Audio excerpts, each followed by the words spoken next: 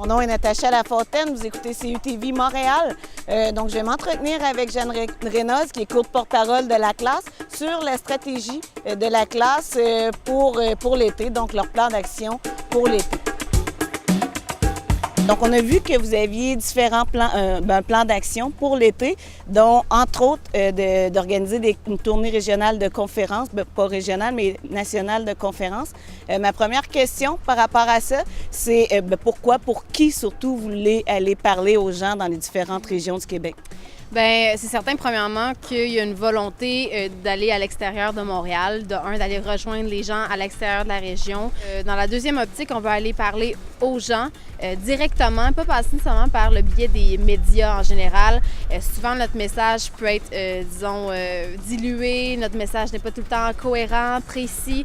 Alors, notre but, c'est vraiment d'aller voir les gens, de leur dire quelle est notre vision politique, quelles sont nos revendications, comment c'est possible d'arriver à une espèce d'utopie que les gens nous reprochent souvent, mais que c'est possible, cette chose-là, mais aussi de les entendre. Donc, on s'adresse évidemment à la population, les citoyens et citoyennes qu'on a vus sortir dans les rues dernièrement, mais au-delà de ça, aux gens qui sont simplement intéressés à avoir un autre projet de société que ce que propose le Parti libéral. En fait, les conférences vont vraiment être calquées sur le manifeste que la classe va bientôt, en fait, dévoiler.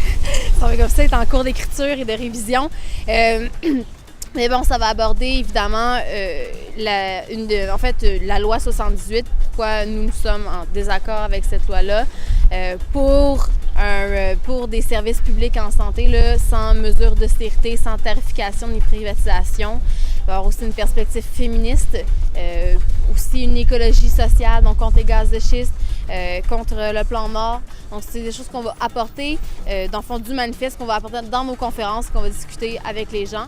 C'est quoi un peu les discussions? Où s'en est rendu cette question-là de la grève sociale pour possiblement l'automne? En fait, ce qu'on espère faire quand il y a une grève, c'est d'abord avant tout de mobiliser la base. Donc, c'est pour ça aussi qu'on va faire des conférences en région. C'est pour parler aux travailleurs, travailleuses, pour que l'ensemble des travailleurs s'organisent dans leur syndicat à l'échelle locale et que, ultimement, finalement, ces syndicats-là poussent sur leur centrale syndicale pour partir une grève. Mais qu'est-ce que vous répondez aux gens qui disent que si justement le mouvement étudiant reprend de plus belle les mobilisations, les manifestations reprennent en août alors qu'une campagne électorale, que ça pourrait faire réélire le Parti libéral? Qu'est-ce que vous avez à répondre à cet argument-là? Évidemment, on verra l'impact que ça va avoir, mais faut pas non plus...